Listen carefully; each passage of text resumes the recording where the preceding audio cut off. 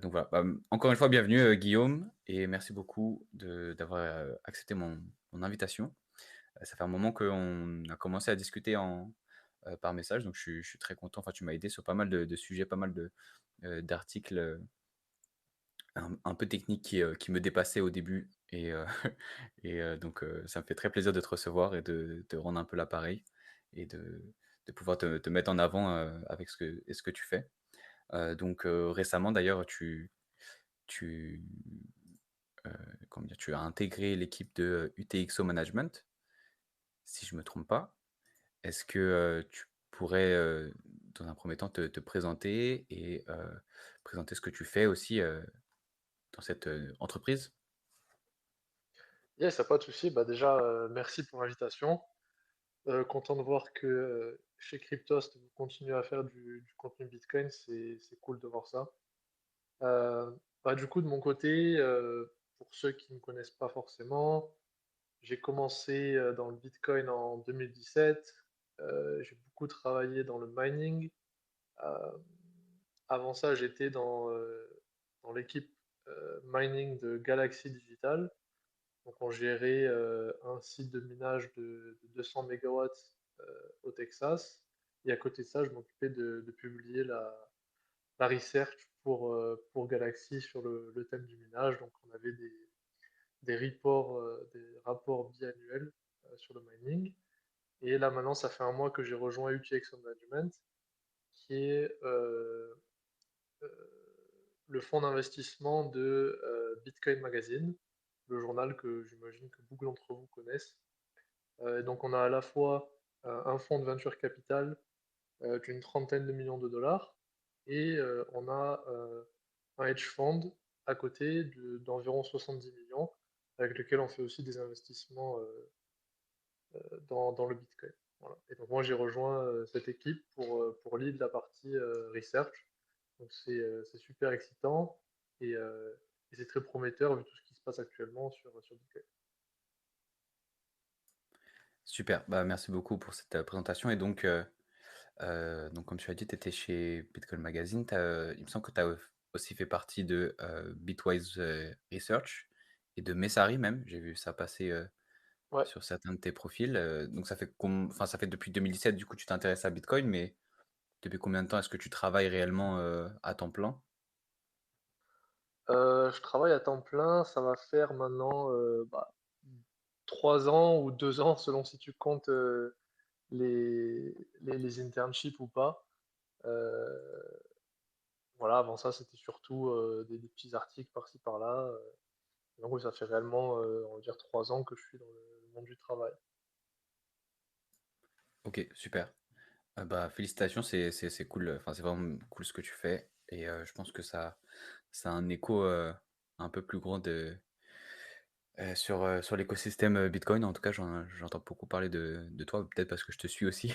J'entends beaucoup parler de ce que vous faites, donc c'est très cool.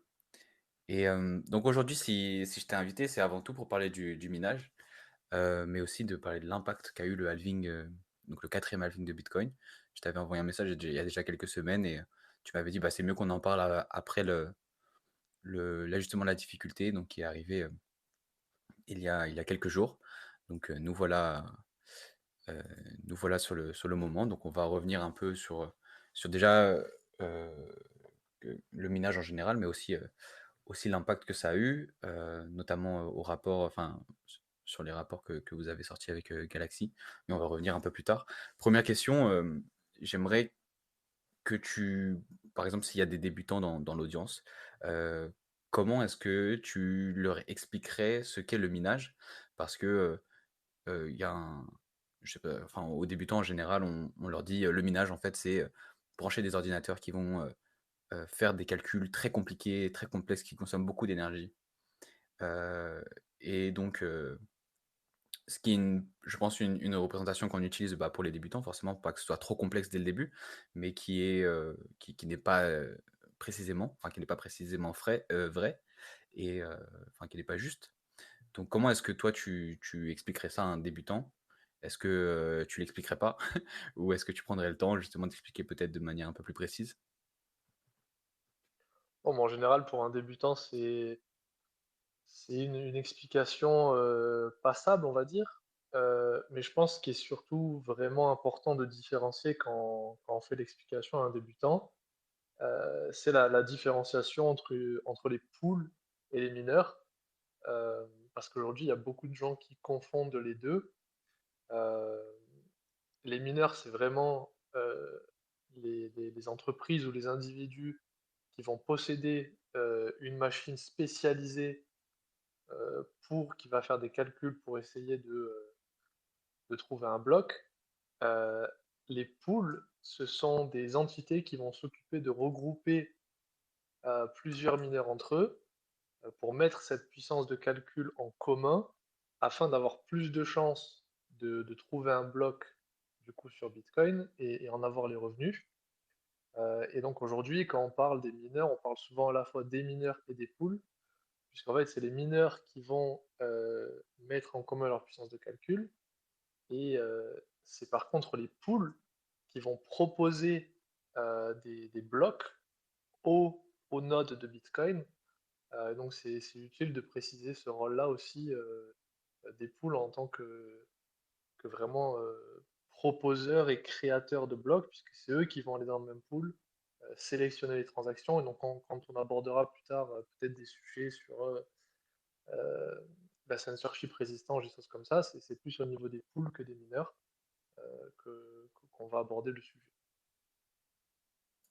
Exactement, c'est un peu une méconception, je pense qu'on a, surtout pour les personnes qui sont, soit débutantes ou qui ne connaissent pas forcément l'écosystème, même si c'est pas forcément un écosystème, qui connaissent pas la blockchain, Bitcoin parce que sur d'autres blockchains, qui font plus parler d'elles, qui font plus de marketing, on va dire, ça marche différemment. Hem, donc très bien. Merci beaucoup pour cette réponse et pour revenir avant d'aller dans le cœur du sujet, donc tu as mentionné un petit peu les personnes qui critiquaient, la résistance à la censure de Bitcoin via, ce système de pool, par exemple. Mais de nombreux détracteurs, s'attaquent à Bitcoin en prenant l'exemple, en parlant du minage, en disant que, par exemple, le minage, pollue beaucoup plus, donc soit en, consommant trop d'énergie et dernièrement, je vois pas mal passer des critiques concernant les déchets informatiques. Hem, Est-ce que toi, avec ta position, avec ton travail, est-ce que tu vois beaucoup passer ce genre de remarques?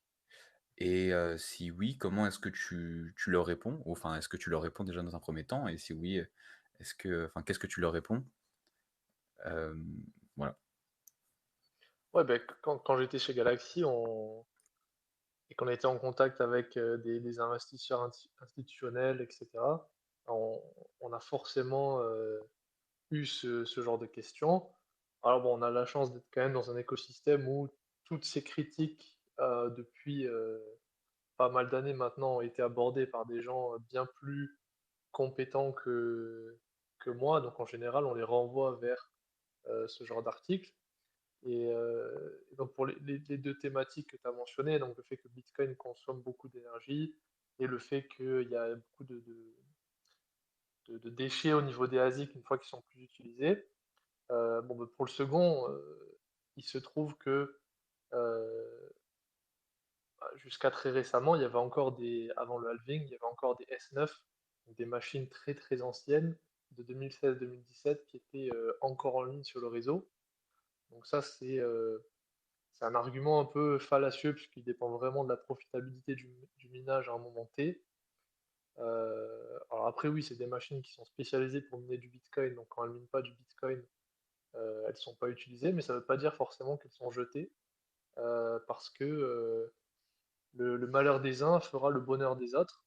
Et donc si, il y a vraiment des fermes qui sont spécialisées dans l'acquisition de machines anciennes et qui vont les faire tourner, seulement 30 du temps, quand ils auront accès à un coût électrique, très faible. Donc ça, voilà, c'est un des arguments qui est assez facile à rebuter. Et pour la consommation d'énergie, bon, c'est un sujet qui pourrait prendre, plusieurs heures à débattre, mais pour les investisseurs institutionnels, nous, ce qu'on mettait surtout en avant, c'est, les raisons pour lesquelles, le proof of work fonctionne de cette manière Le fait aussi que, aux États-Unis, la majorité des mineurs opèrent quand même, avec des énergies relativement propres, que ce soit, du gaz naturel, du nucléaire, de l'éolien, ou de l'hydro, en particulier au Canada. Et donc au final, en général, heu, pour être très honnête, les gens avec qui on parlait avaient plus peur de, recevoir des critiques de la part d'autres personnes, plutôt que réellement de l'impact, que pourrait avoir le minage sur l'environnement, puisque finalement c'est quelque chose d'assez positif. Et donc c'est plus une question de, comment les autres entreprises vont me percevoir, plutôt qu'une réelle question de l'impact de Bitcoin sur l'environnement. Je vois très bien ce dont tu parles, parce que c'est vrai que des fois, quand on essaie de discuter Bitcoin avec quelqu'un, qu'on dit juste le mot Bitcoin, on se fait, pas insulter, mais enfin directement critiquer alors que, les personnes ne sont même pas ouvertes au débat. D'ailleurs, il y a une vidéo récemment, je pense qu'on l'a tous un peu vu passer, de comment dire?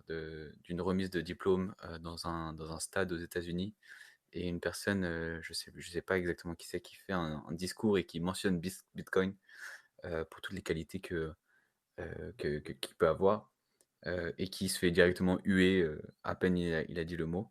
Donc j'imagine que c'est un peu cette sensation, mais au niveau un peu plus professionnel, et diplomatique, que les entreprises ont peur d'avoir, et donc par exemple, bah, c'est Tesla aussi en 2021 qui avait accepté les paiements en bitcoin et au final, qu'il avait refusé pour, des raisons, soi-disant, écologiques.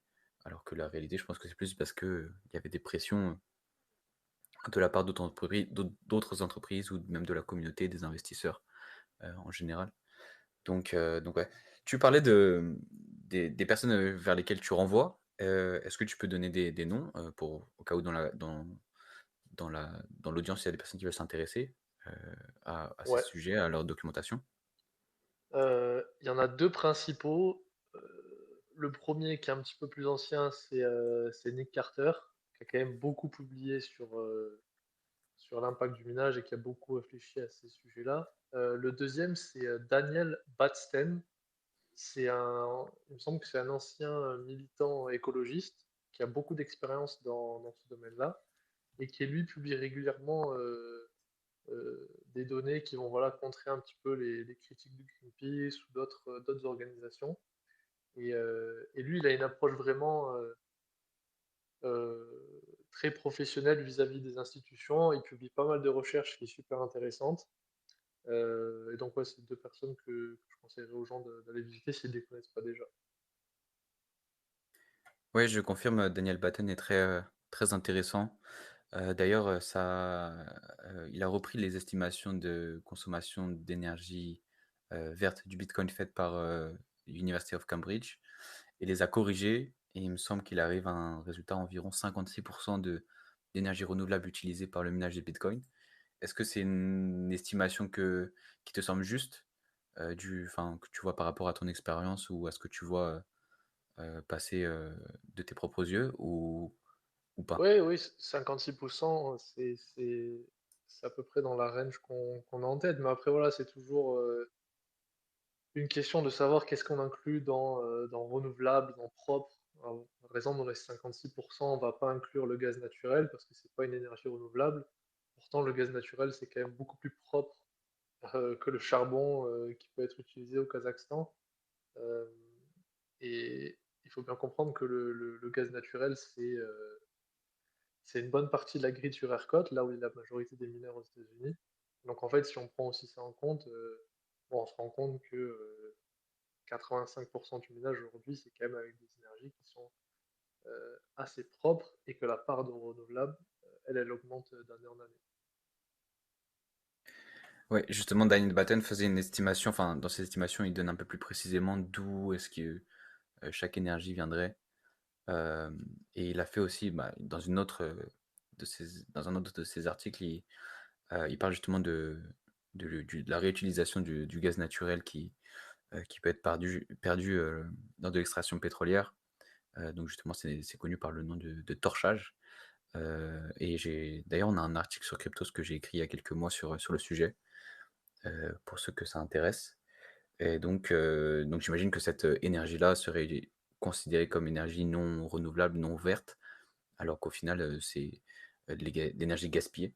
Donc Ouais, c'est ça et puis en donc plus, c'est même pire que, de l'énergie gaspillée, heu, c'est du méthane qui est, il me semble 21 fois plus, mauvais pour l'environnement que le CO2, qui est lâché dans l'atmosphère en étant brûlé. Donc ça vient de là l'idée de torchage, le flaring. Donc en fait, venir mettre, des générateurs, heu, à gaz naturel directement, sur ces puits de pétrole, ça vient vraiment avoir un impact très, très positif sur l'environnement. Là, pour le coup, c'est indéniable, puisque ça transforme ce méthane, en CO2.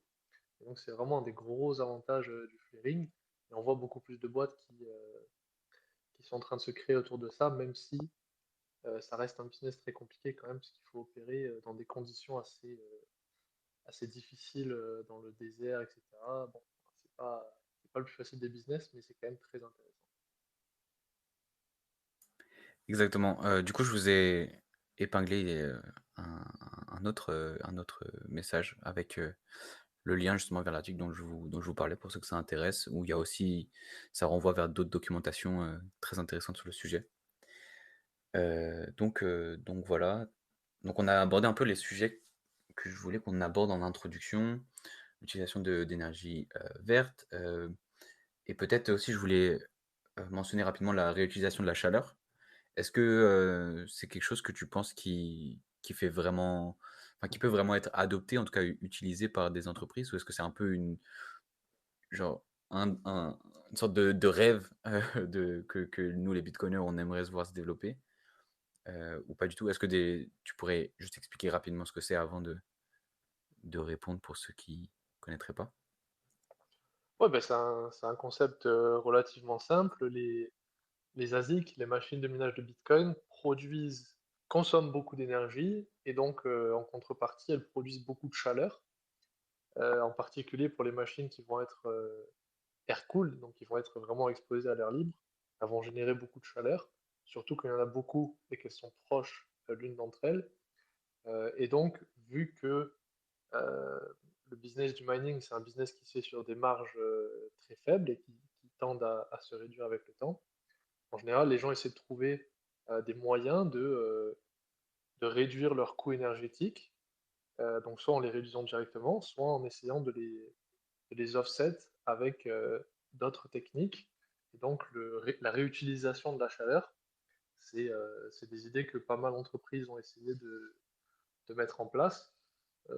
Je sais que Marathon récemment, ils ont investi dans un de ces projets-là et que nous, quand on était à Galaxy, on avait vu par exemple, des fermes de saumon, qui utilisaient directement des ASIC pour chauffer les piscines dans lesquelles ils élevaient les saumons.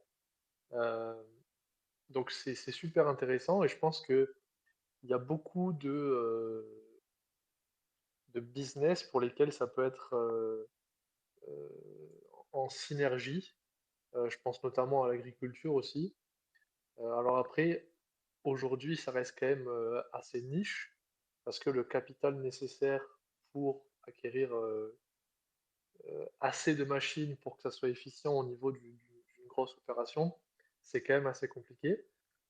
Mais à mon avis, c'est quelque chose qu'on va voir se développer plus dans le temps parce que, précisément la concurrence au niveau du minage va être tellement forte que exploiter chaque, synergie, ça va devenir une priorité pour les mineurs, et donc oui, c'est quelque chose de très intéressant. Oui, il y a plein d'énergies en fait, enfin plein d'industries qui utilisent la chaleur, donc tu parlais de l'agriculture, il y a aussi, par exemple, la distillerie, d'alcool ou plein d'autres. Je parlais de cet exemple parce que c'est un exemple qui est assez connu, heu, enfin qui a fait pas mal parler de lui, il y a quelques années, il me semble. Et donc ouais, moi j'aimerais beaucoup voir ça se développer, mais ça paraît un peu complexe, aujourd'hui. Et je me dis en fait ça peut faire un peu sens qu'une entreprise par exemple, pourrait, heu, créer, enfin se charger de l'acquisition des machines et enfin louer en fait, ces machines à des industries qui, elles, utiliseraient la chaleur et heu et faire un échange de bons procédés entre, les entreprises qui gèrent toute la partie minage technique et des entreprises qui ont juste besoin de chaleur donc tu parles de ouais, donc, pour donner un peu un ordre d'idée, une chaleur, enfin une machine, un ordinateur, que ce soit un ASIC ou même un ordinateur classique, transforme environ, 99 voire même plus, de l'énergie consommée en chaleur. Hem, donc c'est une ch en fait, ça transforme une énergie électrique en une énergie, heu comment dire? En température, en Thermique. fait, en chaleur, en thermique, voilà, énergie thermique, merci. Et donc, ça ne ga en fait, ça ne consomme pas, il y a pas forcément de consommation d'énergie, mais il y a une transformation de l'énergie, en fait. Et donc, la chaleur, c'est une énergie aussi qu'on n'utilise pas et qui peut être exploitée. Donc voilà, Et le je problème aujourd'hui, c'est ouais. surtout la conversion, en fait. Ce qui bloque un petit peu tous ces business models, comme j'ai dit précédemment, aujourd'hui, c'est surtout des machines qui tournent, à l'air libre. Donc il y a ce problème de comment, convertir la chaleur du mineur le plus efficacement possible, surtout quand il faut peut-être transporter ce flux, sur des distances, un petit peu plus élevées et cetera. Aujourd'hui, c'est un des gros problèmes qui bloque ces entreprises. Alors à l'époque, il y avait un peu de discussion sur, des machines qui sont en immersion ou, qui tournent directement avec, enfin qui sont refroidies directement avec de l'eau, pour pouvoir réutiliser tous ces conduits et pour que ça soit plus efficace en termes de conversion, thermique.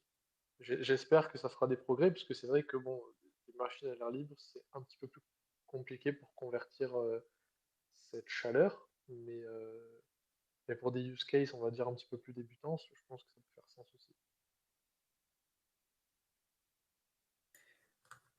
Très bien. Bah, du coup, ouais, c'est un peu tous les sujets d'introduction dont que je voulais aborder. Donc encore une fois, n'hésitez pas à poser des commentaires ou des questions, sous le message qui est épinglé, et on y répondra avec plaisir. Et donc, rentrons maintenant dans le vif du sujet. Donc on a eu récemment le 4e halving de Bitcoin qui était le 20 avril, si je me trompe pas, donc il y a presque un mois maintenant. Dans un rapport justement que vous avez sorti avec, Galaxy, plusieurs semaines avant le halving, vous envisagiez une réduction d'environ 15 de, de la difficulté de minage sur le réseau. Et il me semble que vous aviez pris ces données à environ 50, quand Bitcoin était à 50 000 si je me trompe pas. Il me semble que tu le mentionnais, dans ton interview avec, le Grand Angle Crypto. Est-ce que, et donc où en est ces estimations? Où en sont ces estimations? Est-ce que ça s'est avéré ou pas? Enfin, comment est-ce que c'est en train d'évoluer, 1 mois après? Ouais, c'est ça. Nous, en fait, on a commencé à écrire le rapport, en décembre et au moment où, on l'a publié, il me semble que Bitcoin était autour de 48 000. Donc le halving s'est fait, on va dire, autour de, allez, 60 000, donc quand même à des prix, significativement plus élevés. On avait prévu entre 10 et 15. Il se trouve que après le halving, là, la dernière période, d'ajustement, ça a été -6. Sachant que les mineurs ont quand même été pas mal aidés, par la folie des runes, pendant les 1 jours qui ont suivi le halving. Heu, donc ouais, globalement, je pense que sur les estimations, on n'était pas trop loin de ce qui s'est passé. À mon avis, heu, une chose qui a été sous-estimée, ça a été la capacité des mineurs à underclock leurs machines. Je pense qu'actuellement, il y a beaucoup de mineurs qui sont pas profitables s'ils font tourner leur machine, sur des, paramètres standards et donc qui underclock. Underclock, ça veut dire, heu, personnaliser la puissance et l'énergie que va consommer la machine en essayant de l'optimiser sur différents paramètres. Heu et donc en général, quand on dit underclock, c'est qu'on va réduire, la consommation de la machine pour essayer d'augmenter l'efficience et donc d'augmenter un petit peu son break-even point, son seuil de profitabilité, marginal quand on mine. Heu, Je pense que si, Bitcoin retombe autour de 50 000, ça va devenir beaucoup plus difficile pour ces, mineurs-là, de rester en ligne. Par contre, si on continue d'augmenter, heu, je pense que le hash rate pourrait se maintenir et finir, même très fort, sur l'année. Donc je regardais en parallèle les données, donc en effet sur la dernière période d'ajustement de difficulté, on est à -5,62. En tout cas, c'est Mempool qui disait ça, enfin qui dit ça, mempool.space. Et en effet donc tu parlais de la frénésie. Post-halving, on a atteint un pic avec une moyenne de environ 12 BTC par bloc, donc qui faisait environ 800 000 $ et je crois qu'il y a même un bloc où on a atteint, plus de 40 BTC, qui est un niveau qu'on n'avait pas atteint depuis la période depuis la période pré-1er halving, donc qui est assez conséquent. Mais enfin, c'est vite redescendu. Là, maintenant, actuellement, on est à une vingtaine de sats, par V-byte. Et récemment, hier, il y a même des transactions qui passaient à 10 sats par V-byte, donc c'est quand même, assez faible. Donc est-ce que les estimations que vous avez faites sont sur, une période plus longue? Sur quelques semaines, enfin quelques mois plutôt? Ou est-ce que c'était vraiment sur la période, post-halving des semaines qui suivent? Parce que du coup, là, on voit bien qu'il y a quand même un gros changement entre les frais, dans les 2 périodes, Non, entre les c'était 2 périodes. vraiment, ouais, on va dire dans le mois qui suit, heu et je pense que si tu retournes, si le prix du bitcoin retourne à 48, je pense que tu verras le hash rate dévissé d'encore 10 sans problème. Donc ouais, je pense que globalement les estimations étaient pas trop mauvaises et je pense même que ce qui a surpris les gens, c'est à quel point les frais de transaction sont retombés rapidement après les runes. Moi, le premier, je pensais que, c'était une tendance qui allait durer peut-être un petit peu plus longtemps, peut-être, 1 semaine ou 2. Il se trouve que ça a duré quelques jours et pour le contexte, hein, tu mentionnais des blocs à 12 bitcoins. Hem, avant le halving, on était autour de 6,5 en comprenant les frais de transaction et là, on est retombé à, 3,3, 3,4, parfois 3,5. Donc avoir des blocs à 12 BTC, c'était vraiment, quelque chose de très, très bon pour les mineurs. Heu, donc ouais, pour l'instant, on attend un petit peu de voir ce qui se passe, mais un 1 drop de 6 c'est c'est pas mal. Après, c'est vrai que, heu, c'est relativement moins que pendant les précédents halvings où, on était habitué à une espèce de V, hein, où le hash rate, drop, beaucoup et ensuite, regagne un petit peu au cours de l'année, ses précédents niveaux. Donc on va voir dans les semaines qui suivent, ce qui se passe. Ça va dépendre, principalement du prix du bitcoin et donc on verra. Ouais, je pense que c'est aussi dû à, bah, comme tu le disais de toute façon avant, que les mineurs commencent à vraiment bien connaître l'industrie, comment ça fonctionne. Et donc bah, la récente, hausse, qui était enfin quand même assez impressionnante, presque verticale du hash rate, était pas, juste des mineurs qui minaient pour, faire un pari et rusher, avant le halving, mais qui étaient vraiment là pour, plus du long terme. Donc là, ça a l'air de se voir sur la difficulté de minage qui semble se stabiliser là depuis quelques jours, même si elle a perdu 6%. Et donc, en effet, comme tu parlais, par rapport aux runes, les runes ont fait passer à des blocs à plus de 2000 sats par V-byte, il me semble, donc rassemblant plusieurs, dizaines de BTC, donc qui est un record, jamais égalé, enfin pas égalé depuis longtemps.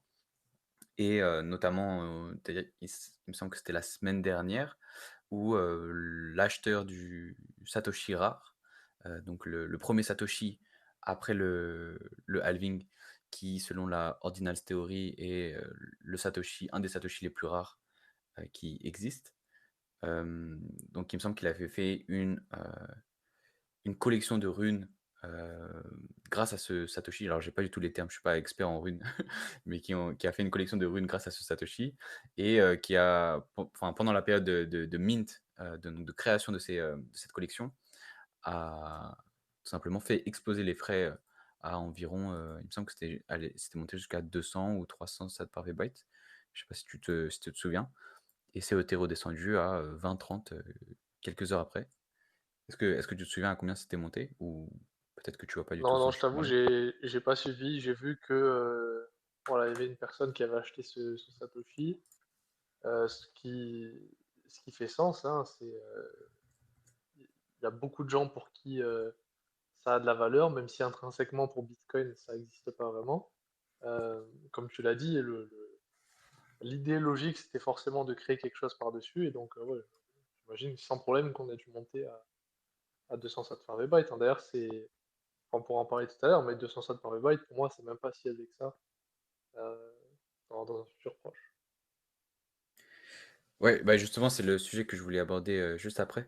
Mais, ouais, du coup, c'était arrivé, je crois, la semaine passée et en fait, moi, je m'étais dit: «Bah, c'est bon, en fait, on a juste vécu une période de quelques semaines de mou après le halving et on va remonter après», l'événement m'a fait me dire que, bah, au final, on va remonter, que, les runes reprennent et cetera et au final, bah, ça a duré que quelques heures et encore hier, on a passé des transactions, enfin des blocs, très faibles. Donc voilà pour ça et donc oui, donc tu parlais de 200 sats par byte pour toi, c'est pas beaucoup. Pourquoi est-ce que c'est pas beaucoup? Est-ce que tu peux nous expliquer un peu ta pensée? Parce que moi, j'aime bien les frais quand ils sont à 20 sats par byte. Ouais, bah, c'est sûr, hein, tout le monde les aime en tant qu'utilisateur. Après, moi, j'ai toujours été de l'avis que des frais faibles sur Bitcoin, ça a toujours été une anomalie, parce que actuellement, voilà, il n'y a pas forcément la demande qu'on pourrait attendre en termes de block space d'un protocole comme Bitcoin. Mais je pense que déjà dans le futur, si Bitcoin commence à être adopté vraiment de manière beaucoup plus large, il y aura forcément mécaniquement plus de demandes pour le block space. Et ensuite, on a vu récemment avec les ordinals, les BRC20, les runes, etc., que il suffit vraiment de pas grand-chose du tout pour faire exploser les fees, parce que, et ça on en parle dans le rapport, c'est des utilisateurs de Bitcoin qui ont une high time preference. Donc, c'est des utilisateurs qui ont vraiment besoin d'être inclus dans le prochain bloc. Pas forcément des gens comme toi et moi qui vont faire un transfert entre deux wallets et c'est pas grave si ça prend 24 heures. Ça, c'est des personnes qui ont besoin voilà, de mint le prochain token, etc. Et donc, c'est des gens qui, marginalement, un peu comme si on était sur eBay en fait, hein, vont bid les frais de transaction de manière très très haute sur Bitcoin. Donc on peut imaginer que dans un futur très proche, si on a suffisamment de ces utilisateurs de manière constante sur le réseau, et ben que les frais de transaction sur Bitcoin restent très élevés. Parce que voilà, encore une fois, euh, le block space, donc l'espace dans un bloc, il faut vraiment y penser comme une commodité en finance ou comme de l'immobilier. C'est quelque chose de limité qui arrive seulement une fois toutes les 10 minutes. Et quand on remplit ce bloc, eh ben, du coup, la concurrence pour se faire inclure dans ce bloc est plein, ça veut dire qu'il faut mettre plus de fees. Et donc, en fait, quelque chose que les gens ont souvent du mal à imaginer, c'est que ce qui définit les frais de transaction sur Bitcoin, c'est pas la majorité des utilisateurs, c'est les 1% des utilisateurs qui vont être prêts à payer beaucoup plus que les autres pour être inclus dans ce bloc. Et donc, si ces 1% des utilisateurs, on arrive à les, on arrive à les garder sur Bitcoin parce qu'ils trouvent un intérêt à interagir avec la blockchain Bitcoin, ça voudra dire forcément que les fees seront très élevés. Et je pense que ça a toujours été le futur de Bitcoin, que ce soit au niveau des paiements ou d'autres protocoles. Euh, alors ça ne veut pas dire que la base chain sera inutilisable pour les utilisateurs, j'espère pas, mais ça veut dire pour moi que c'est voilà, c'est un petit peu une anomalie d'avoir vécu des périodes où on peut consolider ces outils EXO à un SAT par byte. Je sais pas si on verra ça dans 10 ans. Ouais, donc tu disais bien qu'il y a une faible partie des mineurs, enfin des utilisateurs qui sont prêts à payer beaucoup plus. Donc là, on voit par exemple dans le, si vous allez dès maintenant sur un explorateur de blockchain, on voit que dans le prochain bloc qui est censé être miné, il y a environ toutes les transactions qui sont entre 15 et 14 sats par VByte. Et on a une toute petite partie d'entre eux qui sont à plus de 400 sats par VByte, alors que leurs transactions auraient de grandes chances d'être confirmées quand même à 30 ou 40, mais ils payent quand même beaucoup plus. Donc voilà, juste pour un petit peu de data. Et il y a prof du stream qui est monté, donc vas-y, si tu as une question. Ouais, bah c'était plus juste pour le dire parce que je savais que j'avais la photo encore sur mon tel. Lors du précédent halving, on est monté jusqu'à 2800 sats par VByte, ce qui est beaucoup plus que les 200 qu'on peut voir des fois dans certains épisodes d'augmentation significative de frais. Donc c'était vraiment extrêmement énorme. Et pour vous donner une idée, c'est plusieurs centaines de dollars en l'équivalent fiduciaire euh, pour passer une simple transaction. On est à de quasiment 200 dollars, quoi. Les frais médium étaient à 1883 et les high priority à 2200. Eh bien, merci beaucoup pour cet historique. Mais ouais, du coup, là, je regarde post ce halving-là, donc quatrième halving, on a eu un bloc maximum qui était à 2879 sats par VByte. Donc, ça doit être un des plus hauts historiques avec frais totaux 29,82 BTC. Donc, qui faisait environ, avec, en comptant la subvention, environ plus de 2 Ouais, millions c'est de ça. dollars. Après, si vous voulez une petite stat intéressante là-dessus, parce que je l'avais faite en analysant la blockchain, au niveau des frais sur les précédents halvings, c'est assez impressionnant ce qui s'est passé lors de celui-ci avec les runes et tout, parce que par exemple, au halving du bloc 210 000, donc le premier halving, on avait 13 BTC de frais à l'intérieur du bloc pour un bloc à 25 BTC. Le halving d'après, au bloc 420 000, on avait un demi BTC, donc 0,57, pour un bloc à 12,5. Et le troisième halving, on était même pas à un Bitcoin aussi. Donc c'est vraiment la première fois où on a un bloc aussi explosif, avec, comme tu l'as dit, quasiment, 37, quasiment 40 BTC. Donc c'est vrai que c'est très impressionnant. Ouais, et d'ailleurs, le bloc du halving même, donc il n'est pas exceptionnel en stade par V-byte, mais il accumule 40 BTC de subvention plus de frais. Donc ça, je pense que c'est aussi relié aux runes des gens qui voulaient être intégrés dans le bloc du halving, et donc qui ont payé beaucoup de frais pour pouvoir intégrer, je sais pas, faire quelque chose avec les runes. Je suis pas un Merci à eux du expert. coup, hein.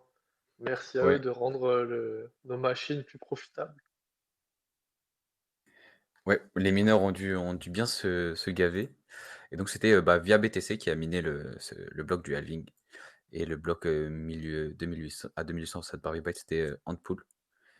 Donc merci pour eux. Et merci pour la santé de Bitcoin en général. Et vas-y, prof, je crois que tu as encore la main levée. Ou est-ce que c'est un bug? Non, Ok. c'est un bug. Bah, merci beaucoup pour ton intervention. C'est toujours cool d'avoir des statistiques. N'hésitez pas dans l'audience. Et donc, tu disais que c'était une anomalie, donc des frais aussi bas. Euh, et en fait, moi, je le vois comme, en fait, on a même, c'est même pas juste une anomalie, en fait, c'est qu'on a besoin d'avoir des frais élevés. Et tout simplement parce que, bah, au fil des années, la récompense de minage va baisser.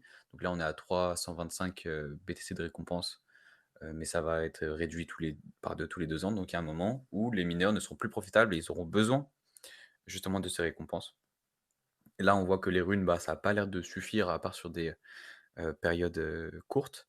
Est-ce que tu aurais un scénario, ou enfin, qu'est-ce que tu penses qu'il faudrait pour qu'on puisse arriver justement à avoir des mineurs profitables quand, la récompense de blocs sera à 0 dans plus de 100 ans, quand il y aura plus de création de BTC?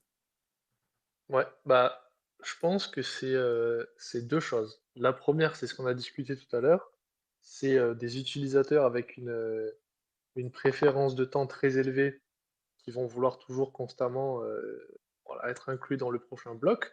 Donc ça, comme tu l'as dit, c'est de la demande qui est assez volatile, mais si on en fait la moyenne, globalement sur une année, bah, voilà, ça peut être intéressant pour les mineurs et à mon avis, j'estime que, il y aura de plus en plus de gens, qui vont vouloir, participer à ce use case, même si les runes aujourd'hui, ça marche pas trop. Qui sait ce qu'il y aura par la suite, ou même si pendant un bull market, les gens vont pas complètement s'exciter sur des tokens sur Bitcoin. Donc c'est une demande qui va et qui revient, mais quand on en fait la moyenne, qui produit quand même assez de revenus pour les mineurs. Et la deuxième, c'est ça rentre un peu dans cette théorie que moi j'ai toujours eue, qui est Bitcoin, c'est la settlement chain. Et donc, bah, il y aura de plus en plus de use cases pour utiliser la blockchain Bitcoin, le réseau Bitcoin, au-delà simplement du use case monétaire.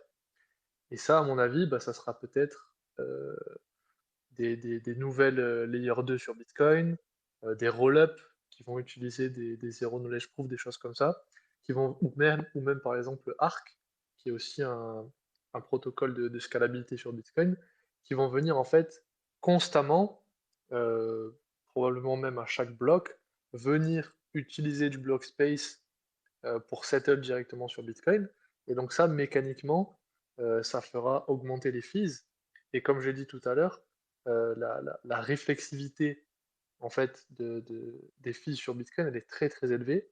Et donc pour chaque unité de demande supplémentaire pour le block space, les fees ont tendance à vraiment augmenter de manière exponentielle. Donc il suffirait qu'il y ait voilà, deux, trois use cases un peu comme similaires à Lightning finalement, quand on ouvre et qu'on ferme des channels, qui viennent se rajouter à Bitcoin pour qu'on ait cette demande constante passive qui vient aussi aider les mineurs à générer plus de revenus. Donc voilà, pour récapituler, des users high time preference, un petit peu des degen ou des gens en fait qui ont réellement besoin de faire valider leur bloc rapidement, et de la demande plus constante qui viendrait de d'autres protocoles, alors soit de scalabilité, soit de DeFi, enfin, j'en sais rien, ce qui va être créé sur Bitcoin dans le futur. Euh, et une dernière chose qu'on peut imaginer, qui est un petit peu plus en option, mais qu'il faut quand même garder en tête parce que c'est déjà en train d'arriver, c'est les frais de transaction qui vont être payés au pool en dehors du réseau Bitcoin. Donc c'est ce qu'on appelle en anglais des out of band payments. Et c'est par exemple le service que propose Marathon depuis très récemment qui s'appelle Slipstream. C'est quelque chose qui vous permet d'aller payer la pool de Marathon directement pour inclure une transaction dans un de leurs blocs sans passer par votre node et le même pool de manière traditionnelle.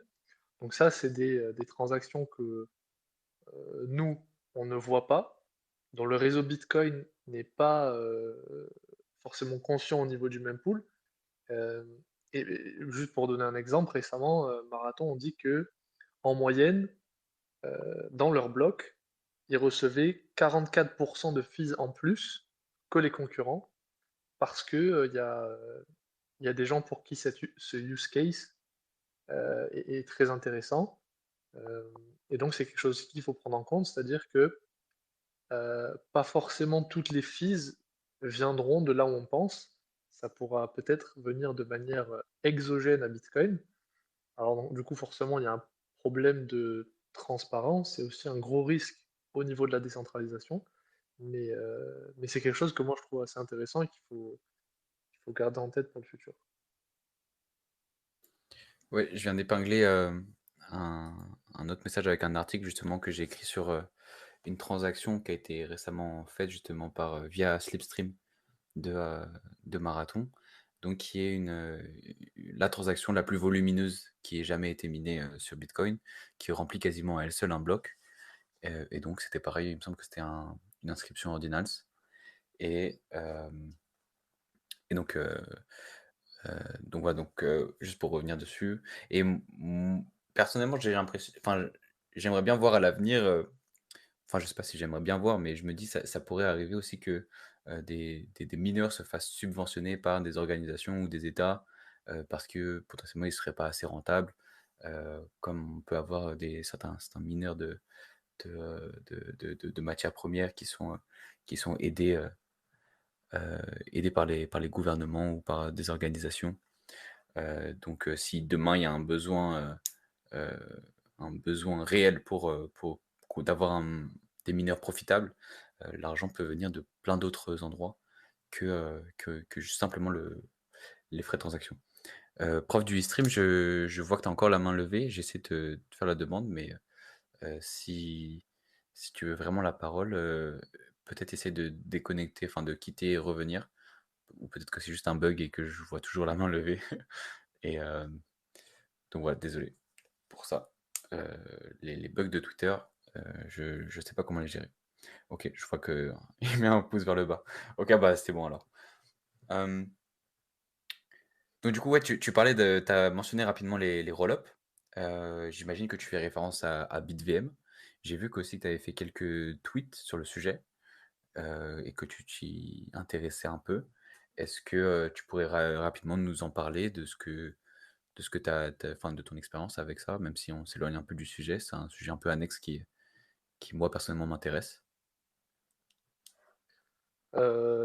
Ouais, bah, les, les, les roll-ups sur Bitcoin, c'est quelque chose que certaines personnes attendent depuis longtemps parce que c'est quelque chose qui permettrait potentiellement d'augmenter la scalabilité de Bitcoin euh, d'une autre manière. C'est une alternative, on va dire, à Lightning. Jusqu'à présent, ça aurait été possible que par l'ajout d'un opcode dédié à Bitcoin, donc en changeant le protocole de Bitcoin avec une soft fork. Donc cet OPZKP, il avait été discuté par pas mal de personnes, mais il n'a jamais vraiment été considéré. Euh, il se trouve que depuis l'apparition de BitVM, euh, c'est venu ouvrir la possibilité de créer ce lien de relation entre la blockchain Bitcoin et un protocole par-dessus, en faisant un peu comme des fraud proof, finalement. Euh, Il y a actuellement quelques équipes comme Citrea et Aspen qui travaillent sur la création de roll-up optimistiques sur Bitcoin. Alors pour l'instant, il n'y a vraiment rien de concret et je pense que ça va mettre un peu de temps avant d'arriver concrètement sur Bitcoin. Et dans tous les cas, ça restera assez inefficient parce que le mieux, c'est de faire passer cet opcode sur Bitcoin. Euh, mais je pense que dans un premier temps, c'est assez intéressant parce que changer Bitcoin, c'est pas forcément toujours une bonne idée. Donc si on peut avoir un retour d'expérience sur comment sont utilisés ces rollups, quel genre d'impact ça peut avoir sur les mineurs en termes d'incentive, ça peut être intéressant avant de faire une décision et potentiellement d'activer ça sur Bitcoin. Et pourquoi je parle d'incentive? Euh, Parce que quand on opère une roll-up, il y a une question, pour faire très simple, hein, de séquencer, de mettre en ordre les transactions qui sont sur la roll-up. Euh, et du coup, par conséquent, il y a toujours un potentiel problème de MEV, comme il y a aujourd'hui sur Ethereum, qui pourrait venir sur Bitcoin. Donc, c'est le core développeur Matt Corallo qui a appelé ça Miville, donc MEV, evil, diabolique en gros, parce que ça ressemblerait pas forcément à Ethereum, mais ça pourrait euh, un peu venir modifier les incentives au niveau du minage en rendant plus profitable ces mineurs qui seraient à la fois des sequencers sur la rollup et des mineurs de Bitcoin. Donc, ouais, globalement, c'est super intéressant. C'est extrêmement prometteur. On pourrait avoir des roll-ups zero knowledge qui viennent protéger la privacy des utilisateurs, des roll-ups qui sont spécialisés sur la scalabilité.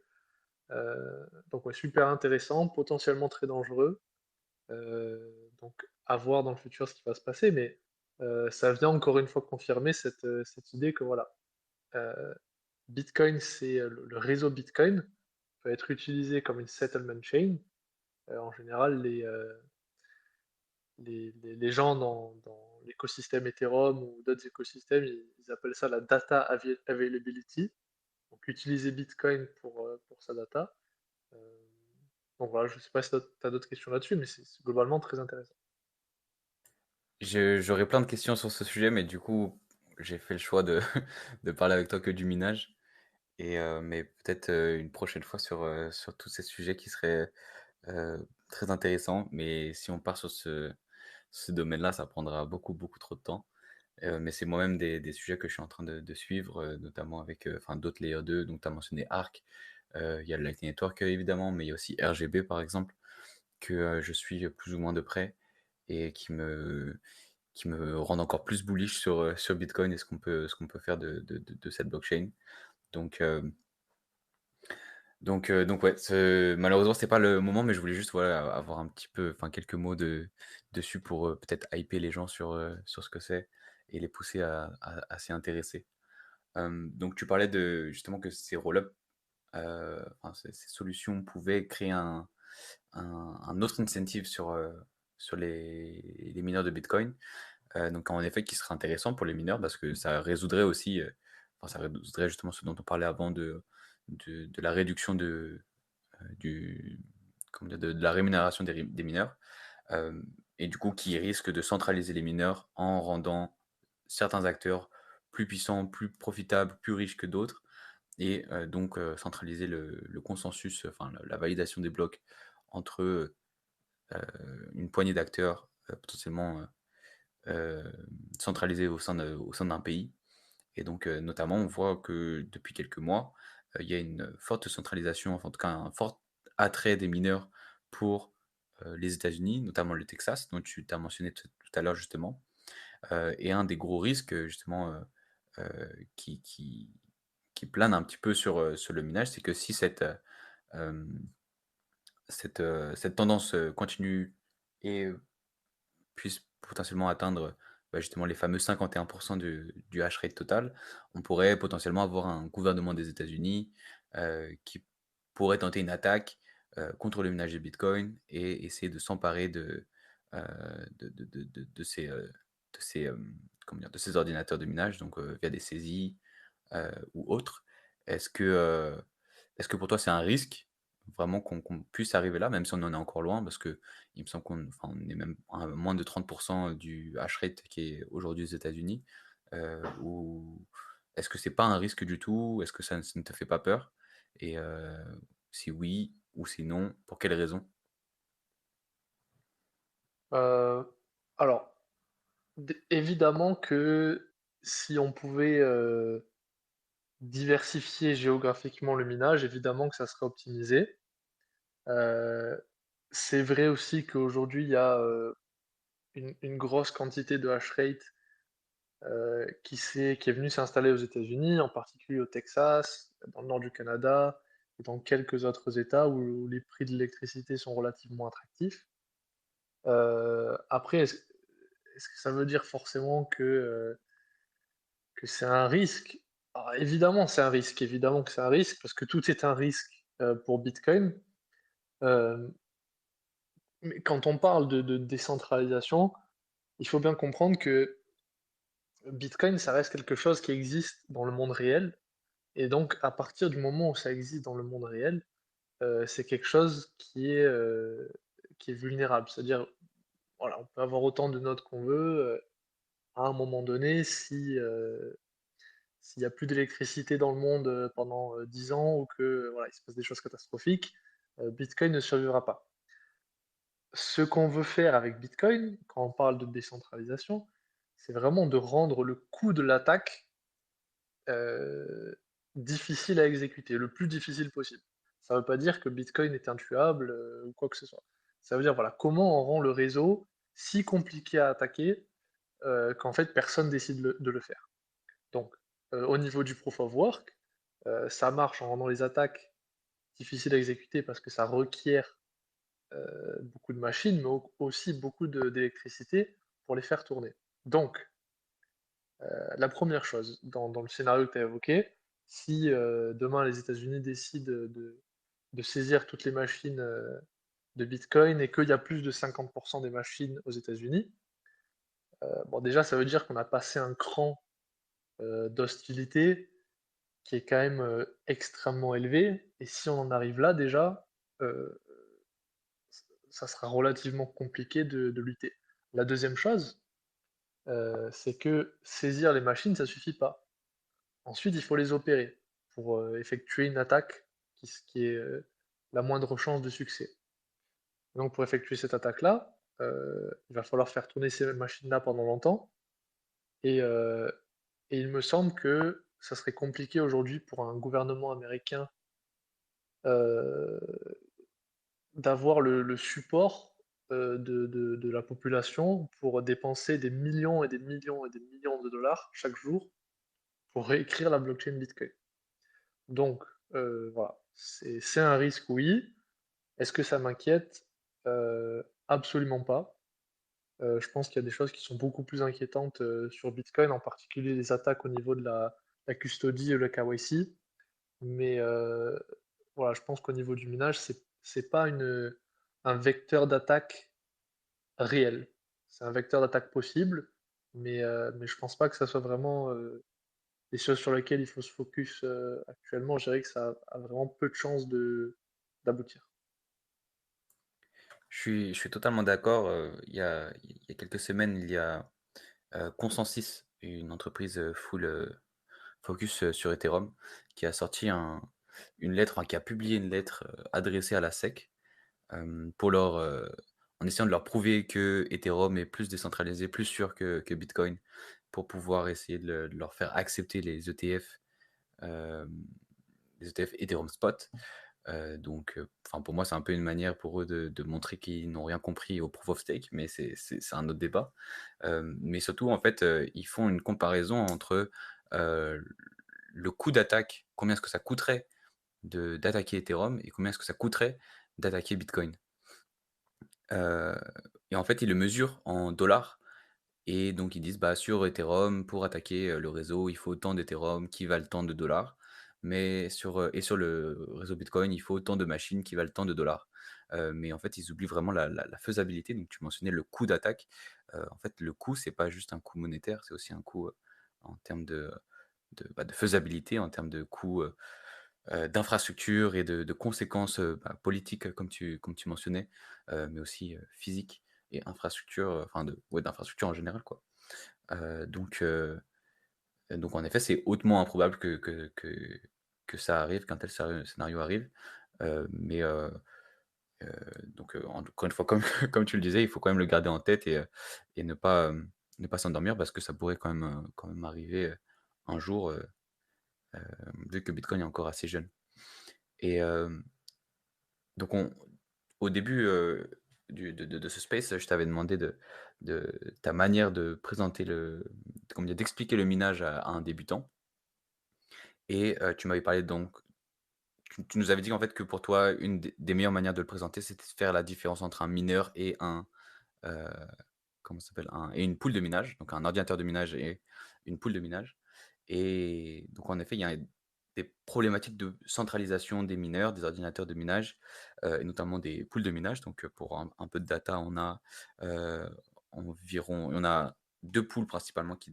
détiennent une majorité du hash rate de Bitcoin. Donc on a Foundry USA qui, détient presque 30 et Antpool qui détient 26,5 du hash rate total Et donc une des solutions qui apparaît ces temps-ci pour, Alors juste pour, contrer ça, vas-y, désolé de te couper, mais du coup, juste pas pour de souci. les gens qui nous écoutent, ils détiennent à rien. Ils ont juste, du coup, une partie du réseau Bitcoin qui dirige leur hash rate vers leur pool, mais en soi, ils contrôlent rien parce qu'à tout moment, si moi je mine avec Antpool, je peux décider de changer de pool si je suis pas satisfait par leur service. Donc il faut bien comprendre que voilà, c'est un intermédiaire temporaire, une pool, qui ne détient pas la capacité de minage qu'elle a. Elle l'utilise juste pour faire avancer des blocs sur le blockchain Bitcoin. Donc c'est pour ça que c'est une distinction très importante. Voilà. En effet, tu as raison de le préciser. Du coup, c'était une des questions, enfin que je voulais te poser, mais c'est vrai que j'ai utilisé le mauvais terme qu'il fallait pas utiliser et est-ce que je suis encore là? J'ai eu un petit bug, ouais, c'est bon. Ouais, ouais. Et donc en effet, ils ne détiennent pas, mais ils se partagent en tout cas, heu, le le hash rate et donc ils n'ont pas de contrôle direct, sur cela comme tu l'as rappelé.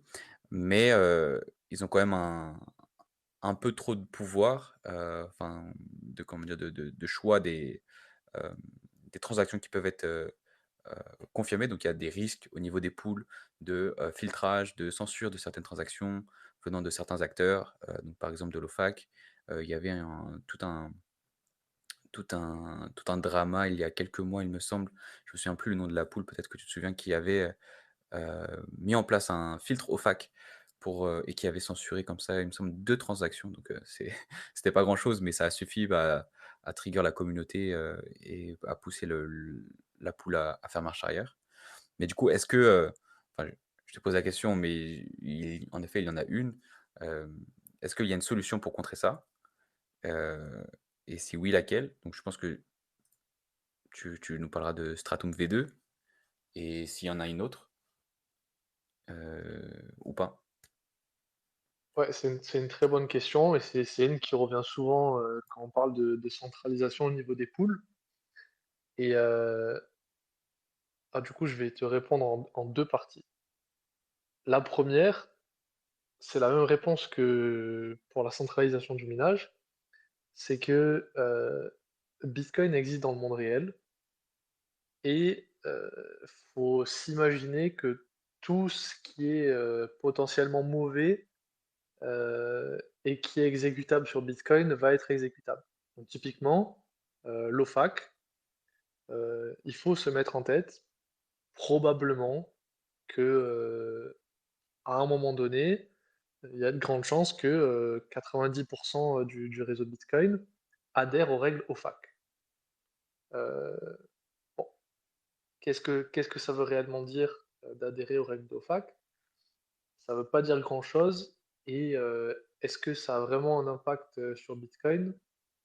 Je pense pas. Nous, enfin, moi, quand j'étais à Galaxy, on a fait l'analyse pour voir au bout de combien de temps ce genre de pool serait obsolète ou combien de temps ça prendrait à une personne de faire, une personne du coup qui serait blacklist par l'OFAC, de faire valider une transaction si ils avaient accès qu'à 10% du réseau Bitcoin. Et globalement, à chaque fois, c'était en moins de 24 heures. Puisque s'il y a seulement 10% du réseau qui ne respecte pas les règles OFAC, ça laisse globalement assez de chance à cette pool de miner un bloc dans une intervalle de 24 heures. Donc finalement, l'OFAC, c'est pas un très gros problème. Donc tout ça pour dire que tout ce qui est exécutable au niveau social politique, ça va être exécuté. La question c'est est-ce que Bitcoin peut survivre? Et dans le cas de l'OFAC, très très largement et très facilement. La deuxième question c'est est-ce qu'on peut améliorer ou réduire cette surface d'attaque? Donc oui, comme tu l'as dit, Stratum V2 c'est quelque chose de prometteur puisque ça permet de venir décentraliser la proposition de bloc qui est aujourd'hui fait par les pools et de donner ce pouvoir directement aux mineurs. Donc là actuellement vous allez avoir, un exemple, hein, des 10 mineurs qui vont proposer leur puissance de calcul à une seule pool, et c'est cette pool qui va aller dans le même pool, sélectionner des transactions, les mettre dans un bloc, et ensuite communiquer ce bloc sur le réseau Bitcoin. L'idée de Stratum V2, c'est de dire, euh, si les mineurs veulent le faire, euh, ils auront l'occasion du coup de créer leur propre bloc template, leur proposition de bloc, et ensuite de communiquer cette proposition de bloc directement à la pool. Et si la pool refuse de propager, de partager ce bloc, à ce compte-là, il y aurait une option secondaire où on va le proposer à une autre pool. Donc en fait, ça devient rapidement une option de concurrence qui est prêt à accepter un bloc pour se faire de l'argent. En général, ce genre d'incentive, ça marche très bien. Maintenant, Stratum V2, ça reste une solution qui est limitée, parce que déjà, avoir la responsabilité de créer un bloc template, c'est quelque chose qui est assez difficile pour les mineurs à mettre en place. C'est-à-dire, les mineurs, c'est des opérateurs qui sont concentrés sur optimiser leurs opérations. Ils n'ont pas forcément envie de se mêler à la technique et au développement de code qui va venir sélectionner les transactions les plus profitables pour créer des blocs templates. Ça, c'est la première chose. Euh, la deuxième, c'est que ça se fait au niveau de la machine. Donc, il faut update le firmware de la machine directement. Donc, ça aussi, ça prend du temps et ça représente un potentiel risque d'exécution. Tu t'imagines bien que si tu es marathon ou corps scientifique, que tu as 300 000 machines, faire 300 000 fois une update, c'est compliqué, ça prend du temps, et donc voilà, c'est difficile. Et la dernière chose, c'est que les mineurs aujourd'hui, en particulier aux États-Unis, ils n'ont pas forcément envie de s'exposer au niveau de la régulation. C'est-à-dire qu'aujourd'hui, ils peuvent très bien dire, bah non, non, mais regardez, nous, on n'est pas du tout des money transmitters, on ne fait pas du tout partie de la régulation, on n'a pas besoin d'être régulé parce que c'est les pools qui sélectionnent les transactions et donc les réglementations en fac, il faut les donner aux pools, pas à nous. Mais donc si les mineurs utilisent Stratum V2, du coup c'est eux qui produisent leurs blocs et du coup il y aurait une raison potentiellement pour les autorités américaines de venir frapper à la porte des mineurs et de dire voilà, frérot, maintenant tu nous dois des comptes. Donc voilà, réponse assez longue pour dire que euh, c'est un problème qui est difficile. Stratum V2, c'est une solution qui est vraiment très élégante et en théorie qui est vraiment très puissante, mais en pratique qui est difficile à mettre en place. Alors moi j'espère que il y a des pools qui vont le faire, mais encore une fois on vit dans le monde réel et se faire des cadeaux comme ça, hein, activer des choses pour juste parce que c'est bien, c'est pas ce qui marche. Il faut que ce soit quelque chose qui fait de l'argent. Euh, et donc, voilà, c'est un petit peu où on en est aujourd'hui.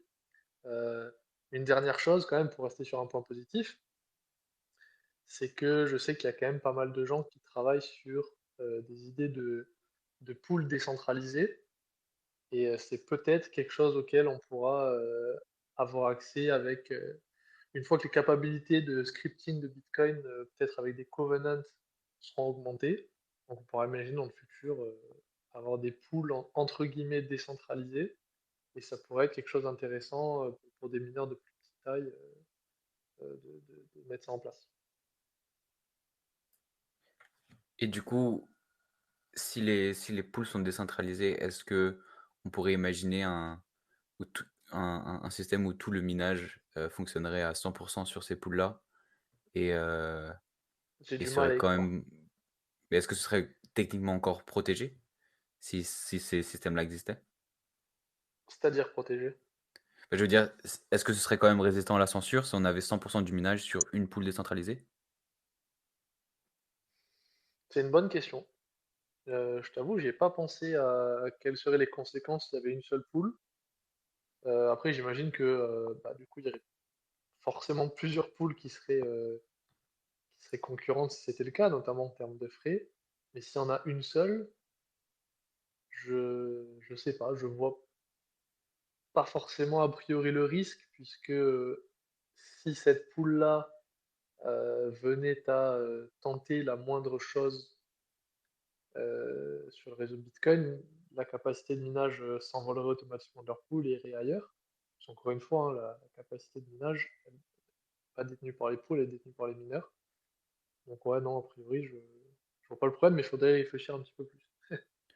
Mais si elles sont décentralisées, la pool n'aurait pas de choix à faire sur les blocs, si? Euh, la décentralisation des pools, c'est plus sur les capacités de paiement des payouts, des frais.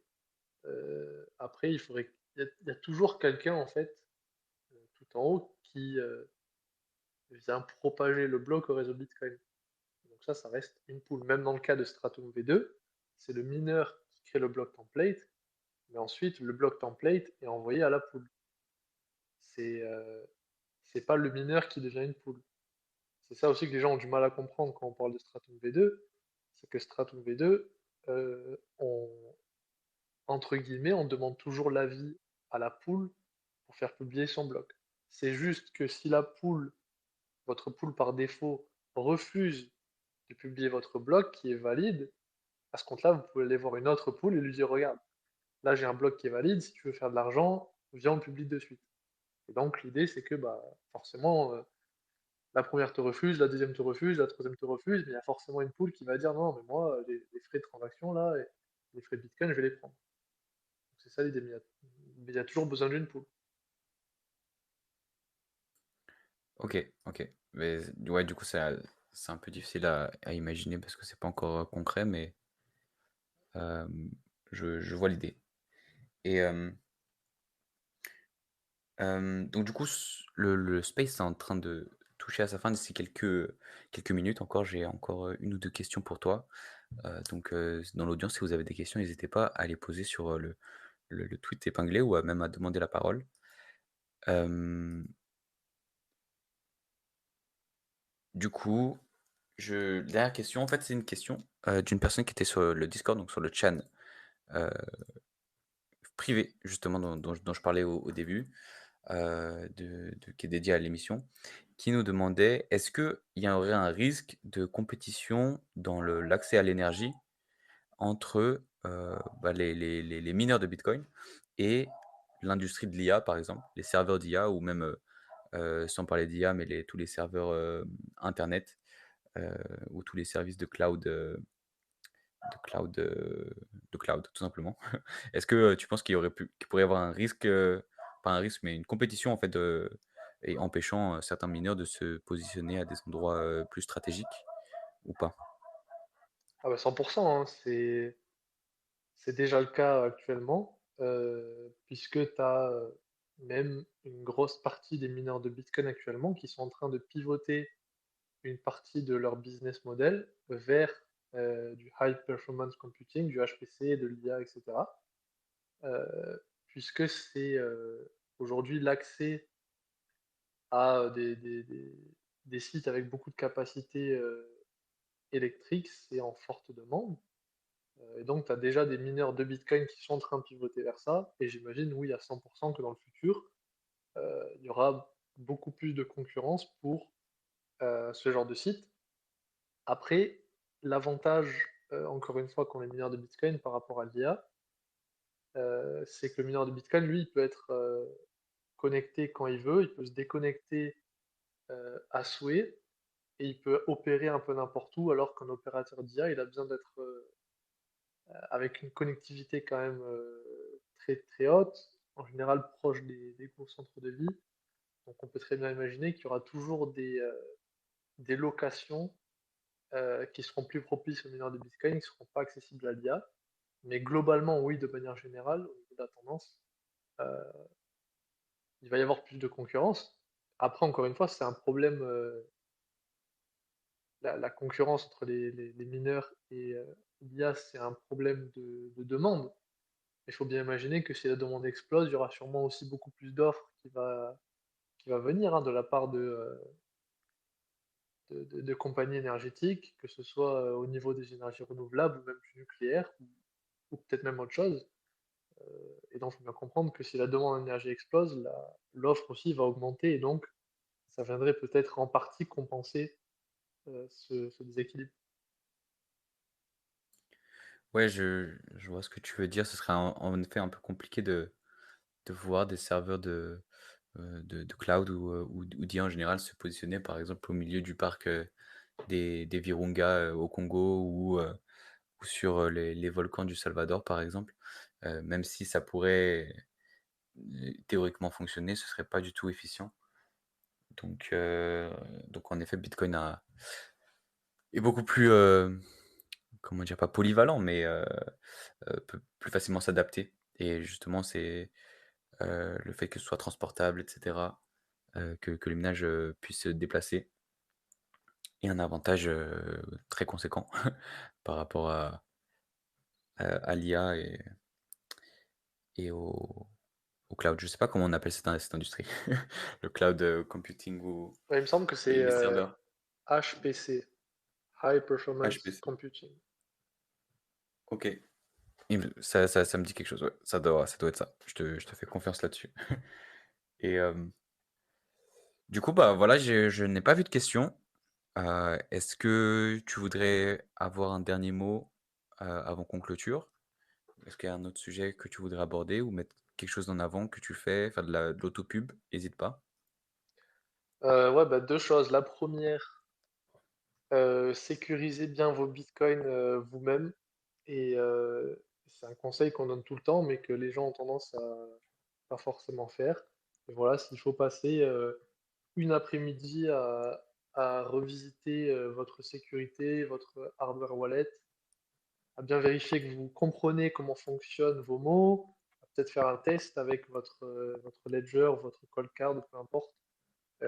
C'est quelque chose qu'on sait tous, mais que parfois on fait pas forcément. Donc vraiment, n'hésitez pas à prendre une petite après-midi, à bien vérifier que tout marche, parce qu'il n'y a rien de pire que de se retrouver dans une situation où on n'est pas sûr que son setup est bien sécurisé. Donc voilà, ça c'est la première chose. Et la deuxième, comme tu l'as dit, bah, du coup, moi j'ai rejoint un fonds de venture capital qui s'appelle UTXO Management, qui investit uniquement sur les compagnies qui construisent sur Bitcoin. Et donc, bah, si vous êtes un entrepreneur ou si vous connaissez des gens qui sont intéressés voilà, de construire sur Bitcoin, que ce soit au niveau de la scalabilité, que ce soit au niveau même de l'écosystème émergent de la DeFi entre gros guillemets sur Bitcoin, bah, n'hésitez pas à m'envoyer un petit message et on serait très content de vous rencontrer et de vous aider à réaliser vos projets les plus fous. Voilà. Eh bien, merci beaucoup pour ce mot de conclusion. Heu, je vois qu'il y a pas de questions non plus, donc on va conclure là-dessus. Merci beaucoup, Guillaume, d'être venu. Avant de vous laisser, y aller, je viens d'épingler un dernier message. Hem, donc tout simplement avec le lien du Discord. Encore une fois, si vous voulez rejoindre le chan privé, c'est, un peu la version underground du Discord, de Cryptost. Donc il vous suffit juste d'aller sur le Discord public et d'écrire UTXO en petites lettres dans n'importe quel chan, par exemple le chan blabla et ça vous donnera accès à un nouveau chan dédié à l'émission où vous me retrouvez moi, des membres de l'équipe Cryptost et même des personnes de l'audience ici. Que je vois par exemple Science. Science, je ne sais pas pourquoi je fais un mélange entre l'accent anglais et français, mais Science et sûrement d'autres. Donc voilà, merci beaucoup Guillaume. M'a fait vraiment plaisir de t'avoir ce soir et j'espère qu'on pourra se voir. Je sais pas, est-ce que tu viens au BEF? Non, je pense pas que je vais venir au BEF parce que c'est un agenda de voyage très chargé. Mais franchement, merci à toi pour ton invitation. Ça fait quelques temps maintenant que je te suis et bon, c'est toujours un plaisir de lire ton contenu. Et en général, Cryptos, moi, ça fait très longtemps que je les suis, hein, depuis même mes débuts. Et donc, c'est toujours très agréable de voir qu'il y a toujours un peu des cracks qui s'intéressent à Bitcoin qui sont chez vous. Donc, voilà, je recommande vraiment aux gens de continuer à vous suivre et d'interagir un peu avec tout ce que vous faites. C'est vraiment très, très stylé. Bah, merci beaucoup. On m'avait encore jamais désigner comme un crack, mais je l'apprécie. Mais j'essaye en tout cas, c'est mon objectif. Donc encore une fois, merci beaucoup. Merci à toute l'audience, d'être passé. L'épisode sera évidemment disponible en replay directement sur Twitter, directement après et bientôt, j'espère sur YouTube. On a encore du retard sur les rediffusions des derniers épisodes. Donc voilà, bonne soirée à vous tous. Bonne soirée à toi, Guillaume.